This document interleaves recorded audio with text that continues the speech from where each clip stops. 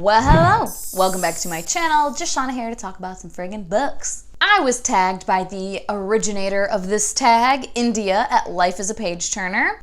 This is the Books and Bakes tag. Number 1 is Cupcakes. Name a collection of poems, short stories, or an anthology where you couldn't read just one section and had to go back for another. I'm legit kind of struggling with this because I don't really read short story collections or anthologies all that much, or poetry. But I guess I will go with Love Poems by Pablo Neruda, because these are all just so beautiful. And I really like that this edition has them in Spanish and then the English translation. I have named you queen. Yo te he nombrada reina. Sounds so much better, if I pronounced it correctly. Number 2, Lemon Pound Cake. Name a book that has 400 pages or more that you consider a comfort read and a classic. So this also was kind of difficult. So I went with Age of Myth by Michael J. Sullivan, just because for me, I feel like this is like classic fantasy. It's not like the technical term of classic, like it was written not that long ago. But you know what I'm saying? Like, I just think it's classic fantasy, and I just love this series so much. So I'm gonna count it as a comfort read. Number 3, Red Velvet Cake. Name a book that you thought was one thing, but it ended up being something completely different. You're probably sick of me talking about this book, but Black Leopard, Red Wolf by Marlon James. It was not what I thought it was. It was not what almost anyone thought it was. Number 4, Chocolate Chip Cookie Dough. Name a book or a book series that you can read over and over again, even though you know it's bad for you. So this, like, it's not really bad for me, you know, it's not bad for anybody. It is what it is. But people can consider it like not great literature, but I don't fucking care. And it has like some problematic relationship dynamics and whatnot. So that's why I'm counting it. But that is the Sookie Stackhouse series by Charlene Harris. Again, who's sick of me talking about this? Deal with it. Because I fucking love it. Number 5, Apple Pie a la Mode. Name a book that was really good, but could have been better with a little bit of ice cream. Something added to it. And this is kind of something to be added to it, but also kind of something to be removed. And that is Children of Blood and Bone by Tomi Adeyemi. I actually quite enjoyed this. A lot of people did not.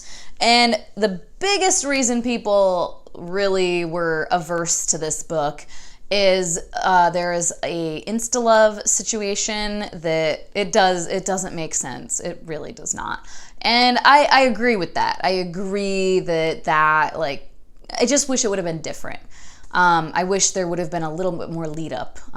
It was kind of like a enemies to lovers type of thing, but that turned into insta-love. And I would have liked the enemies to lovers if it was just, I feel like you can't do enemies to lovers with insta-love. Like, that doesn't make sense. So that would have made me like it that much more. Number 6 is Gingerbread Cookies. Do you like your gingerbread cookies crunchy or soft? And then there's like part A and part B, depending on that. So technically I like crunchy ones, but that I dip into milk until they get like just mush. That's what my brother and I always used to do with like the store-bought gingerbread cookies that are like hard as a fucking rock.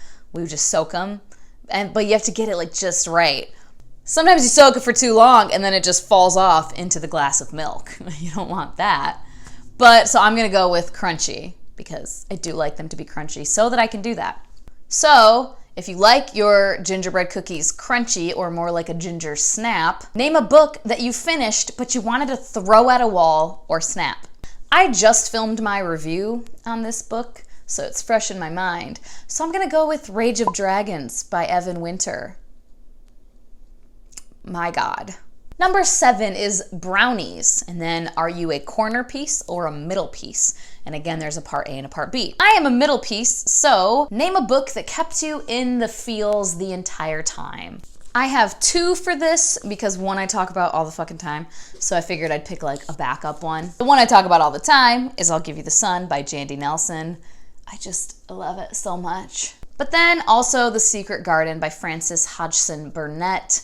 I had never read this until this year. I've seen the movie countless times, And oh my God, it's so fucking precious. I loved it. Number 8, birthday cake. Name a book series or an author that you feel like just keeps coming out with a book, short story, or novella every year. I'm gonna go with Leigh Bardugo. The woman just keeps putting books out, I swear to God. Number 9 is carrot cake. Name a book that sounded healthy for you, but ended up being unhealthy, either in content or because it put you in a reading slump. I had a little bit of a difficult time with this one because, I don't know, you can interpret unhealthy however you want. There's quite a few books where, you know, I'm like, oh, this is gonna be great. And then I'm like, fuck, I hate this. I don't like it at all. And I can't think really of a book that definitely like put me in a reading slump. But recently, I picked up Kingdom of Souls by, is it Rina Barra? I don't have the book with me. And I read a full 126 pages before I couldn't anymore. And it kind of made me not want to read any YA fantasy right now. It just kind of, I was like, I don't want to. Like, I'm not in a reading slump, but I feel like I'm in a YA fantasy, just like a brief pause. I just need a break for a hot second. But I'm in the middle of fucking Flamecaster by Cinda Williams-Chima. But that's a reread, and I know I love that. So number 10 is to tag some friends who you would love to share baked goods with. I don't want to tag anybody right now. I'm lazy. Wow, Shoshana, wow. So you're tagged. If you want to do this, you're tagged. It's a cute, fun one. It's a nice little like cozy weather, you know, I feel like that's when you want to enjoy some like warm, yummy baked goods. As always, thank you so much for your time. Hope that you guys have a wonderful day, and I will talk to you later. Bye-bye.